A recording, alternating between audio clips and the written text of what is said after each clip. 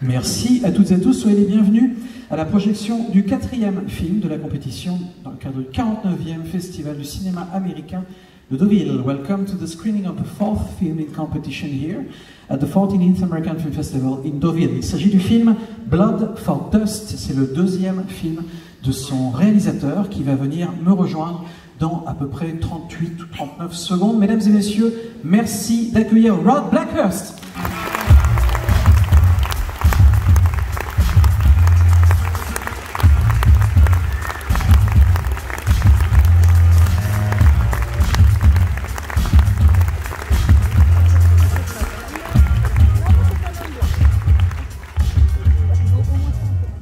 Bon, merci David, merci Jérôme, du jury, du Festival du cinéma américain de Deauville et à tout le monde qui sont ici ce soir, cet après-midi. J'ai une petite histoire à dire. Ma mère était née pauvre aux États-Unis et quand elle avait 18 ans, elle se travaillait dans une usine. Et un jour, elle a décidé d'apprendre le français pour voir le monde et changer des étoiles.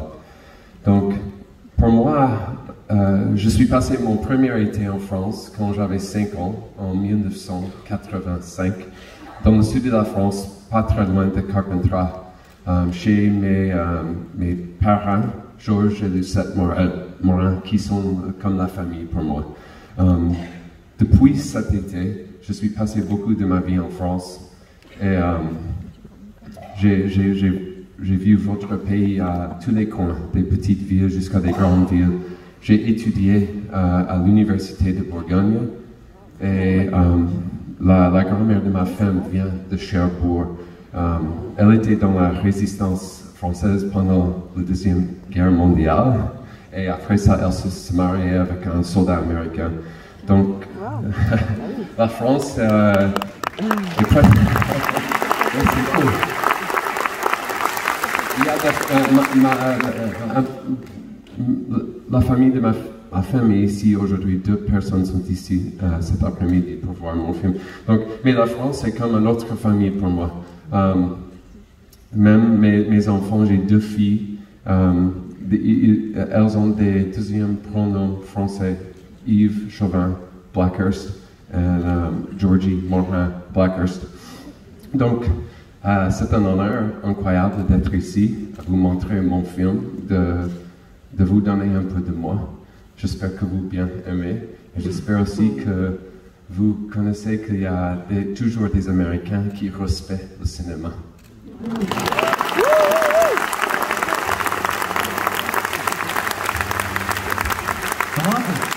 Blackhurst, réalisateur du film Blood for Dust.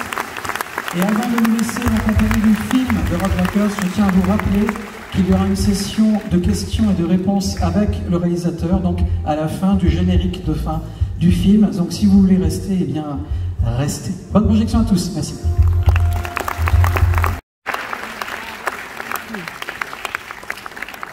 Nous allons donc maintenant passer à la session de Q&A avec le réalisateur. Nous allons donc maintenant passer à la session des questions et réponses avec le réalisateur qui descend déjà vers moi, qui n'attend pas, qui est impatient. Vous pouvez applaudir Rod Blackhurst. Sorry. I felt awkward standing there. No problem, not worry about I didn't. Okay. I didn't know you were speaking that well French. That's amazing. You want to do it in French? Non, je peux essayer un petit peu, mais c'est difficile parce que j'ai dit toujours à ma femme que je ne vais pas pleurer, mais d'abord j'étais en train de pleurer, on parlait en français, donc, donc je vais parler en anglais maintenant. Yeah, no problem. Donc je répète juste la petite règle du jeu. Je vais d'abord poser quelques questions et après les questions que je vais poser, nous allons passer le micro. Donc si vous avez une question à poser tout à l'heure, hein, pas tout de suite, vous devrez donc bien penser à lever la main afin qu'on puisse vous passer le micro et seulement à ce moment-là, posez votre question. Rod, votre film se déroule en 1992. Pourquoi avoir choisi de faire un film d'époque avec toutes les contraintes que ça implique plutôt qu'une histoire contemporaine? Your film is set in 1992. Why did you choose to make a period film? Because of course there's much more constraints when you are making a period film than a contemporary one. The American West was still a place where people went to win fortune back then, and it was still a lawless place. There was no speed limit in Montana in those years, and there was a lot of oil money and land money, and those people that were bringing in all that money were doing bad things with it. And still to this day, Montana is this drug route to Canada. So it always felt like a great place to set something bad that's happening where no one is listening and no one is watching and no one cares. There isn't a single police officer in the film. Oui, en fait, l'Ouest américain, le Grand Ouest, le Far West, l'Est lointain, c'était l'endroit où les pionniers allaient pour faire fortune, parce que c'était la terre promise quelque part. Et quelque part aujourd'hui, bien sûr, on est plusieurs décennies, voire siècles après, mais dans l'esprit, dans l'état d'esprit des gens, dans l'état d'esprit de ce genre d'endroit, il y a encore ce ressenti qu'on peut partir pour faire fortune. C'est encore un peu, entre guillemets, un peu sauvage. Et il nous dit qu'il y a encore des endroits, enfin en tout cas dans les années 90, il y avait encore des endroits où la loi était très différente, parfois n'existait pas vraiment. Par exemple dans le Montana, c'est-à-dire l'État américain où le film se déroule, le Montana, eh bien à cette époque-là, il n'y avait pas de limite de vitesse sur les routes. Il y avait encore de l'argent à se faire avec les puits de pétrole, etc. Et il y avait beaucoup de gens, pas toujours recommandables, qui y allaient pour pouvoir faire fortune d'une manière ou d'une autre. Et c'est ce qu'il nous dit, c'est un endroit formidable, en tout cas, encore une fois, à l'époque, c'était un endroit formidable pour pouvoir aller, parce que là-bas, personne ne savait ce qui s'y déroulait, personne n'était au courant de ce qui se passait, et quelque part, c'était un peu un monde à l'extérieur du monde dans lequel on pouvait faire bien des choses. C'est excellent. C'est beaucoup plus mieux que moi. Thanks. Comment s'est passée l'étape de la recherche documentaire? Est-ce que vous pouvez nous parler de votre travail, notamment avec la décoratrice Caroline Pigou, si je le dis si c'est bien la bonne prononciation?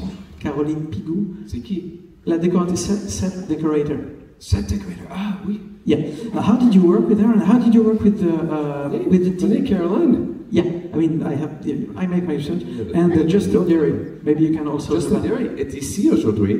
Justin Derry, le directeur de photographie. Vous pouvez applaudir le directeur de photographie, Justin Derry, qui est parmi. So the crew are my friends. Like, we've made movies together. We've made movies with no money. We've made commercials, short films.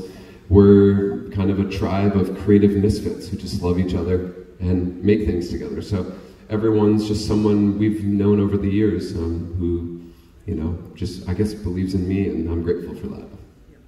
And how was the documentary, the research for documentary documents, you know, to make sure you portray the 90s as well as... Oh yeah, I mean, so if you go to Montana today, it will look like that. That's the crazy thing, is that we were lucky in so much as we had a place where we could film something that felt out of time. And really from there, just, I think so many Americans, at least who love cinema and love the Westerns and the Northwesterns, know what these things feel like. I was 12 or 13 then, so I remember. It wasn't hard, actually. Oui, en fait, alors tout d'abord, Rod nous dit que il y a pas mal de membres de l'équipe technique du film, des gens avec qui il a travaillé, avec qui il travaille souvent. C'est une équipe, une bande de copains qui font des films et qui se retrouvent dans la créativité, qui ont ce lien entre eux. Voilà, des gens avec qui il n'a pas forcément beaucoup d'argent, mais il a déjà fait des documentaires avec eux, ils ont fait des documentaires ensemble, de la publicité, et donc ils se connaissaient bien. C'est un peu une petite famille, et c'était assez aisé de travailler rapidement et correctement avec ces personnes, donc encore une fois, qui se connaissent très bien. Et par rapport au décor, eh bien, il nous dit que donc le film se déroule et a été tourné évidemment dans le Montana, et le Montana, eh bien, c'est un des endroits qui n'a pas vraiment changé depuis les années 90. En fait, il n'y a pas eu tant de choses que ça à faire, parce que c'est un peu resté, comme on dit par chez nous, dans son jus. Donc voilà, c'est exactement pareil que c'était à l'époque. Quelques petites choses à changer ici et là, mais c'est vraiment un endroit, des rues, des bâtiments, des intérieurs. En fait, on a l'impression que ça n'a pas changé, que c'est hors du temps, que c'est intemporel. Et bien sûr, on parle souvent pour les inspirations des films des westerns, par exemple, un truc comme ça, mais lui nous dit qu'on a vraiment réussi à trouver, justement en tournant au Montana, un endroit qui était unique en son genre et qui lui-même a nourri l'esthétique et donc l'histoire du film. Dans son traitement, son ambiance, le film m'a fait un peu penser à Fargo, des frères Cohen, un peu à Drive également de Nicolas Winding Refn, mais en même temps il a également sa personnalité propre. Quelles ont été vos sources d'inspiration pour Blood for Us? In the treatment, the atmosphere, the film reminded me Fargo, the Coen Brothers Fargo, Drive, Nicolas Winding Refn.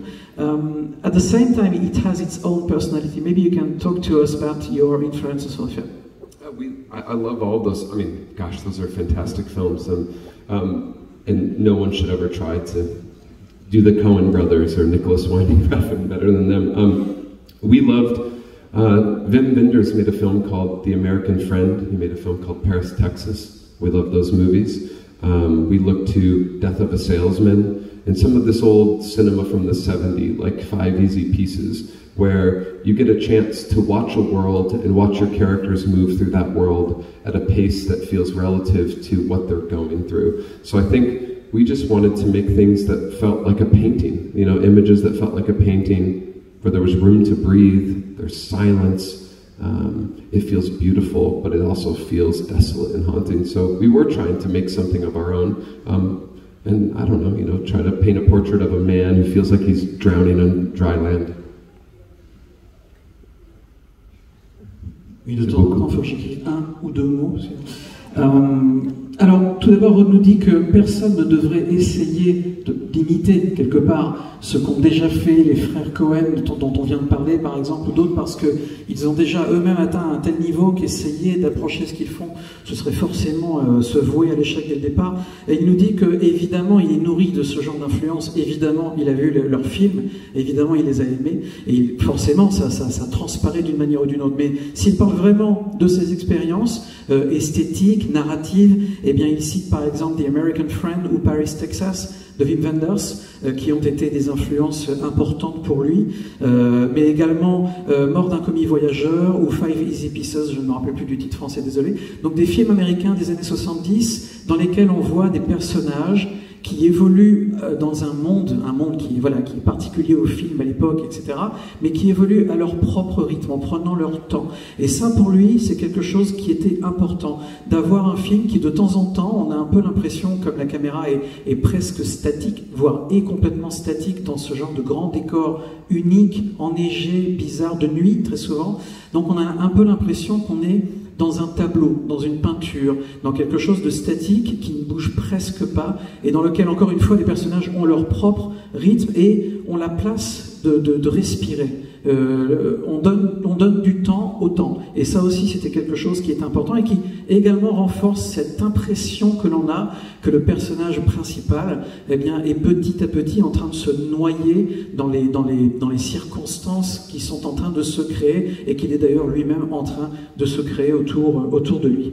Vous employez Kit Harington dans un rôle à 180 degrés de ce à quoi on est habitué avec lui. C'est un véritable contre-emploi. D'où vous est venue cette envie et est-ce qu'il a été lui partant tout de suite?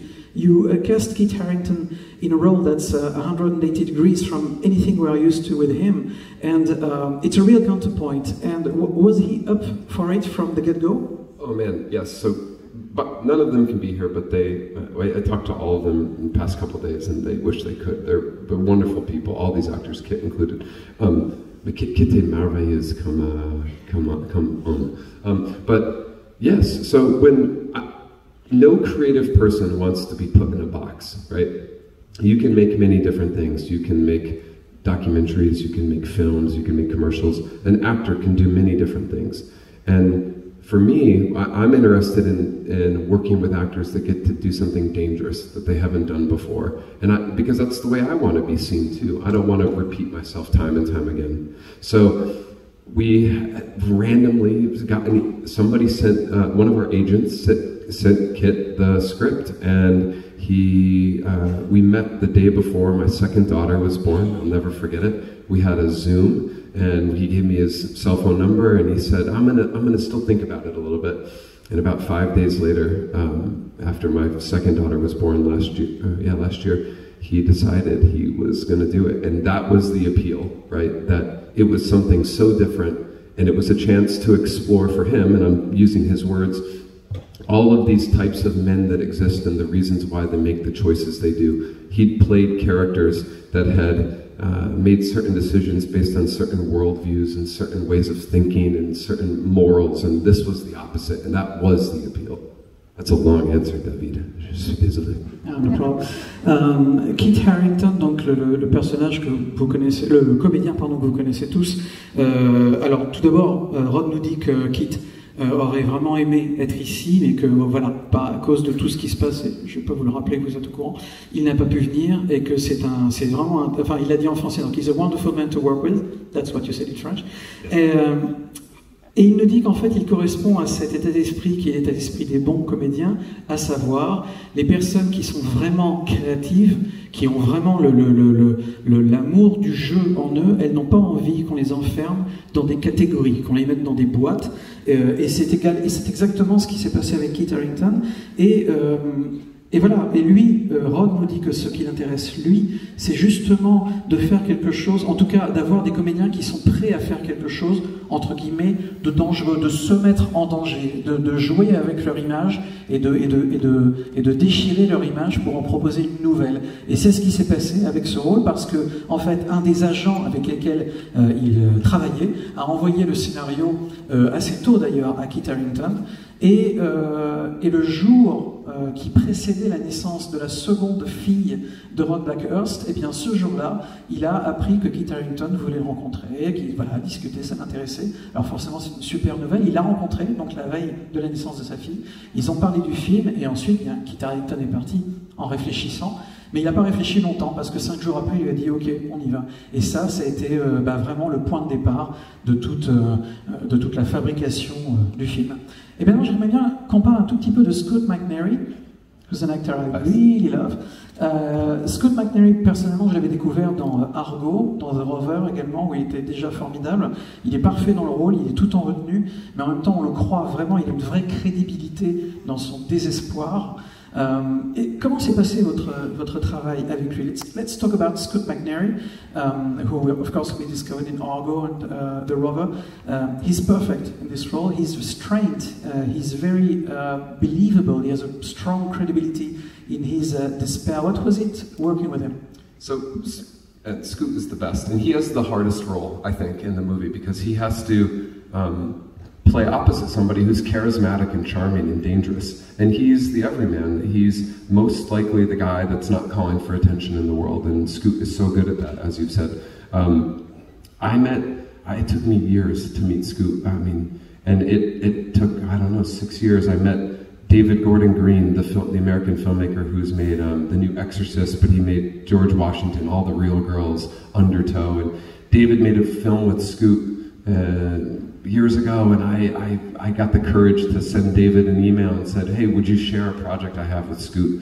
And he said yes, and several years passed, and one day I was in my home in Nashville, and I got a phone call from a number I didn't recognize. Rod, it's Scoot.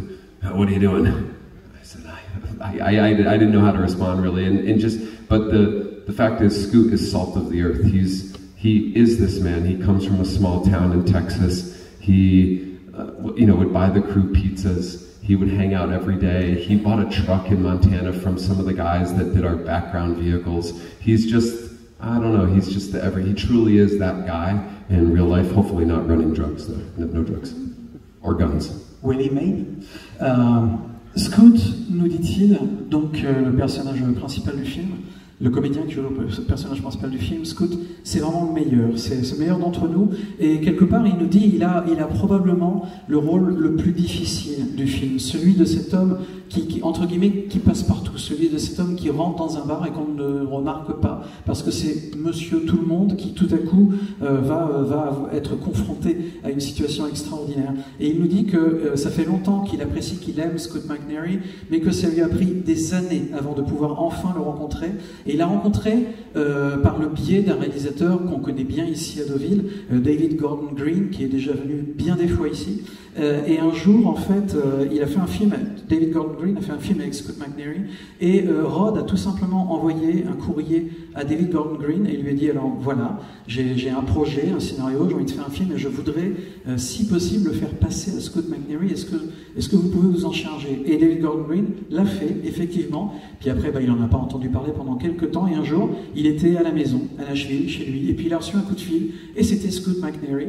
Je ne pourrais pas l'imiter aussi bien que vous, donc je ne l'ai même pas essayé, mais c'était Scott McNairy qui l'a appelé, il l'a reconnu tout de suite avec sa voix rocailleuse très particulière, et voilà, c'est lui, en fait, Scott McNairy, c'est ce personnage principal, c'est vraiment lui, il vient du Texas. C'est un homme rural qui aime cet endroit, qui est très, dont l'amitié est communicative. Il a acheté, il nous dit que sur le tournage du film, il a acheté des pizzas pour tous les membres de l'équipe, que pendant le tournage du film dans le Montana, il a acheté un pick-up, une camionnette directement là-bas. Enfin bref, que tout s'est fait très facilement et que, encore une fois, c'était tellement le personnage lui-même déjà, qui a finalement pas eu grand-chose à faire pour rentrer dans la peau du personnage qu'on voit dans le film, même s'il nous dit, il espère évidemment qui n'achète pas de drogue et qui n'a pas de revolver chez lui, mais allez savoir. Vous avez à ce jour réalisé des longs métrages et des documentaires, dont le film Amanda Knox sur Netflix. Quel est le genre dans lequel vous vous sentez le plus à l'aise? You have been directing now feature film, fiction, but also documentaries, such as Amanda Knox on Netflix. What is the genre that you feel most okay with? I feel like I was put here to make fiction movies, but sometimes you make a movie that calls to you, and the Amanda Knox story was something that I was interested in, and I had to do it. But for me, I want to make movies. I love cinema. I love movies. There's no other way. Like, I mean, I want to make movies all the time. It's all I can think of. Oui, en fait, il nous dit qu'il y a des choses forcément exaltantes dans les deux genres, et quand il a fait... Mais il nous dit que lui, ce qu'il a toujours voulu faire, c'est des films de fiction. Mais quand il a fait, par exemple, Amanda Knox, c'était quelque chose, le sujet était intéressant, the result is great, by the way, le résultat est très intéressant, et il a forcément appris beaucoup de choses en le faisant, donc ça lui plaît aussi, mais il pense, en tout cas en ce qui le concerne, qu'il a vraiment été placé sur cette terre pour raconter des histoires de fiction, raconter des histoires, et c'est vraiment les films qui lui plaisent au jour d'aujourd'hui.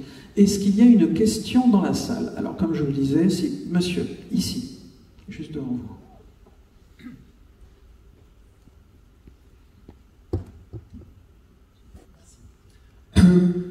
Bonjour, j'ai énormément aimé votre film qui est maîtrisé de bout en bout, bravo. Ma question, comment êtes-vous arrivé à devenir réalisateur? École de cinéma, fac ou autre? Merci.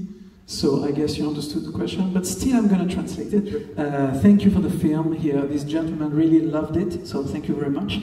And the question goes, how did you actually become a director? Did you follow any specific school? How did it go? Non.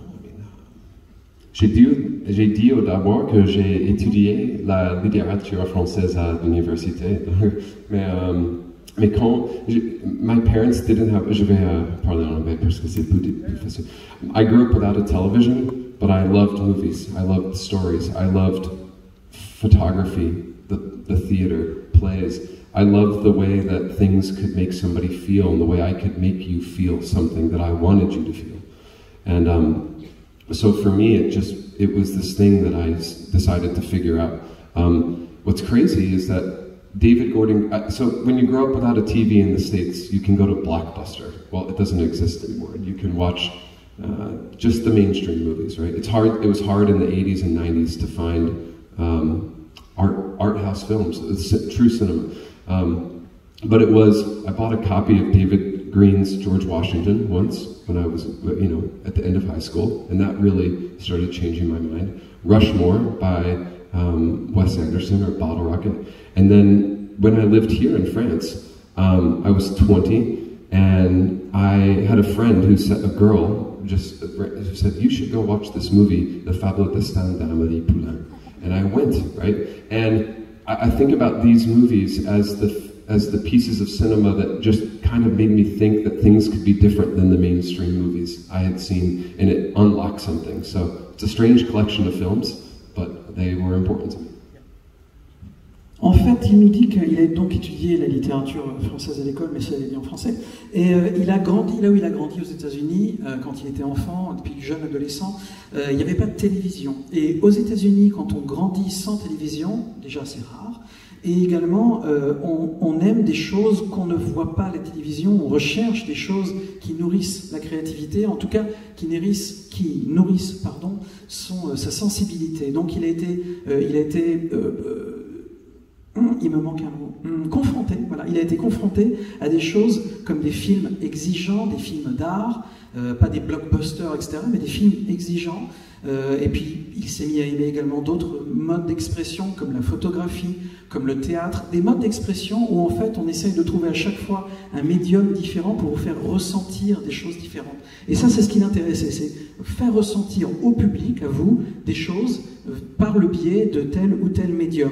Et comme il nous dit, aux États-Unis, dans les années 80-90, pour voir des blockbusters, c'était vraiment pas compliqué, mais pour voir des films exigeants, des films artistiques, ben là par contre c'était quasiment impossible. Et quand il était jeune, eh bien, il a réussi miraculeusement à tomber sur une copie du film George Washington de David Gordon Green, et ça lui a ouvert des horizons. Il a également vu des films comme Rushmore, par exemple, de Wes Anderson, et bien d'autres évidemment, qui ont ouvert ses horizons et qui lui ont donné envie d'apprendre des choses différentes. Et puis quand il avait la vingtaine, il est parti vivre en France. Et en France, quelqu'un lui a dit, une amie lui a dit, tu devrais voir ce film qui s'appelle Le fabuleux destin d'Amélie Poulain, que tout le monde connaît, j'ose espérer. Et il a une fois de plus vu qu'on pouvait aussi faire quelque chose, un grand spectacle, mais qui parle à une autre dimension du cerveau, qui parle différemment, plus poétiquement, quelque chose de différent. Que tout ce qu'on pouvait faire, finalement, pouvait être différent avec ce médium cinéma. On pouvait faire autre chose que les blockbusters qui étaient principalement ce qu'on voyait dans les salles à l'époque. Une autre question. Y a-t-il une autre question? Bon, je vais aller par là. Madame, ici.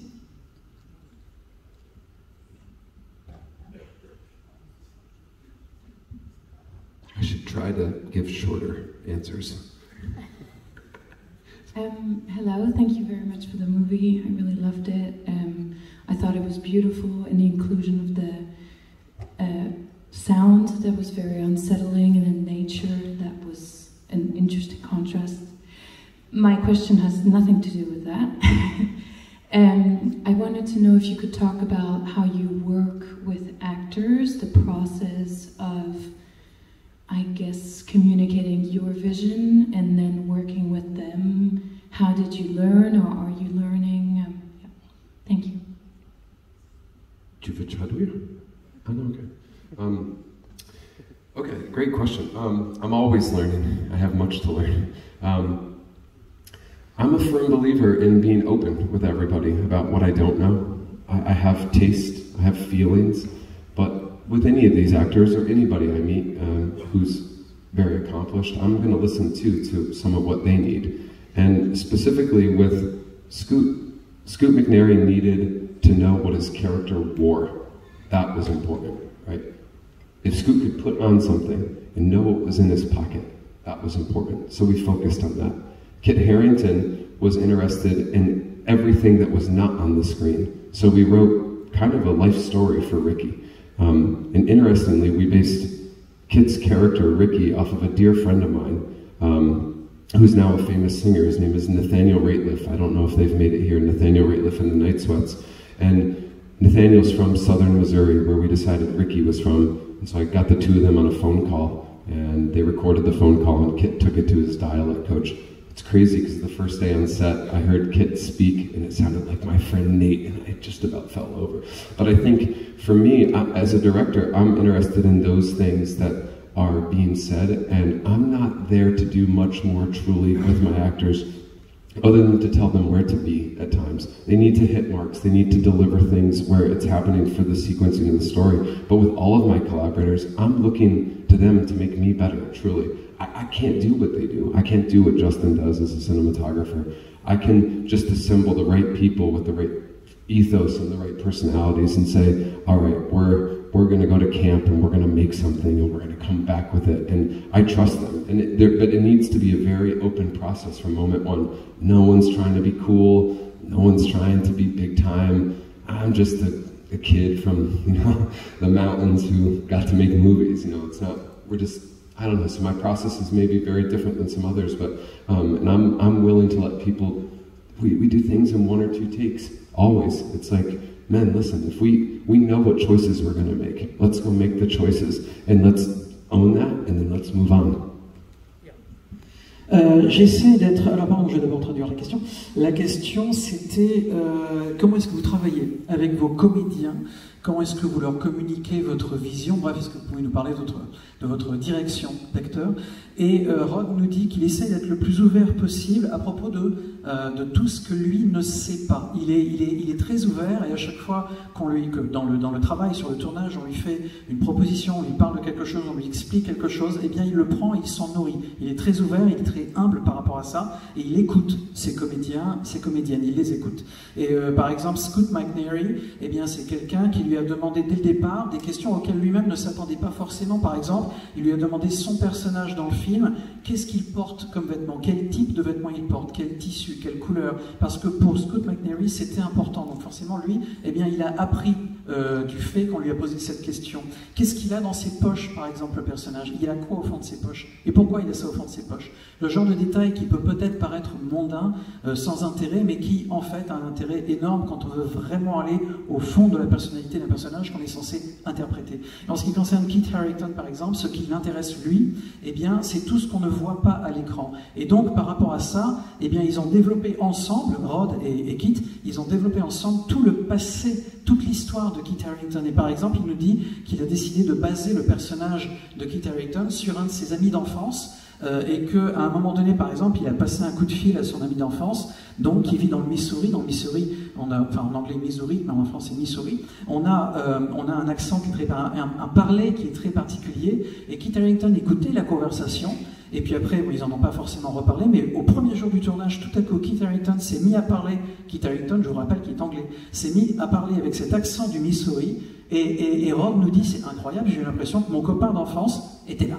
Il a vraiment chopé le truc immédiatement, et c'était absolument incroyable à voir. Et c'est le genre de choses que lui n'aurait pas forcément pu apporter. C'est parce qu'il est ouvert à toutes les propositions qu'il a pu atteindre ce niveau de réalisme dans son film. Et il nous dit que lui, il n'est pas là pour expliquer des choses, pour aller vraiment pour diriger les comédiens presque comme des pions sur un échiquier. C'est pas ce qui l'intéresse, c'est vraiment de se nourrir de ce que les comédiens et les comédiennes apportent au film, parce que ça fait de lui un meilleur réalisateur. Il les croit, il a confiance en eux, et il nous dit sur le plateau de tournage, personne n'était en train de faire le malin, de dire « Ah, c'est moi le meilleur, je connais plein de trucs ». Non, c'est vraiment et lui-même est resté très humble. Rod nous dit que lui, pour lui, il n'essaye pas d'être plus que ce petit gamin qui vient des montagnes et qui essaye de faire des films. C'est ce qu'il est, et il n'a pas forcément envie de mettre un masque. Non, et c'est ce qui lui permet de faire les films aussi proches de ce qu'il veut dès le départ que possible.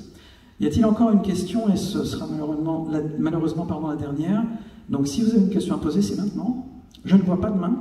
Il n'y a pas... Ah, monsieur ici, là-bas. Another thing, just while I walk up there, yeah. The 1, 2, or 3 takes is because I believe that when everybody knows it matters, they show up, right? Everybody, the camera, the sound, the special effects, me, right? We know that everything is deliberate, and people bring their best, right away. And it in my experience, it's true. Rod nous dit également que sur le tournage, ils ne font pas beaucoup de prises, 1 ou 2, éventuellement 3, mais ils pensent vraiment que toutes les personnes dont ils s'entourent sur le tournage, les comédiens, les techniciens, le directeur de la photo, etc., tout le monde est vraiment en train de donner le meilleur de soi-même à ce moment-là, et c'est cette énergie de la première ou de la deuxième, et éventuellement de la troisième prise, c'est là qu'il réussit à atteindre ce vers quoi il tend. Monsieur.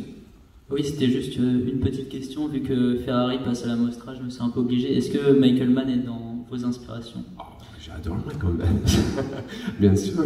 In pre-production, we watched, Heat to Michael Mann. We watched We Own the Night from James Gray. But those, yes, of course, like Michael Mann is a master. Oui, évidemment. Michael Mann, ça aurait été compliqué de répondre autre chose à vrai dire, mais c'est vrai, Michael Mann est une inspiration pour quasiment tout le monde, c'est vrai. Et quand Rod était dans la période de pré-production du film, ils ont regardé Heat de Michael Mann, ils ont également regardé We Own the Night, et sans doute 2 ou 3 autres films qui ont effectivement nourri la vision du film tel qu'on a pu le voir aujourd'hui. Mesdames et messieurs, cette conversation est terminée. The conversation is over. Rod Backhurst. Thank you, everyone. Seriously.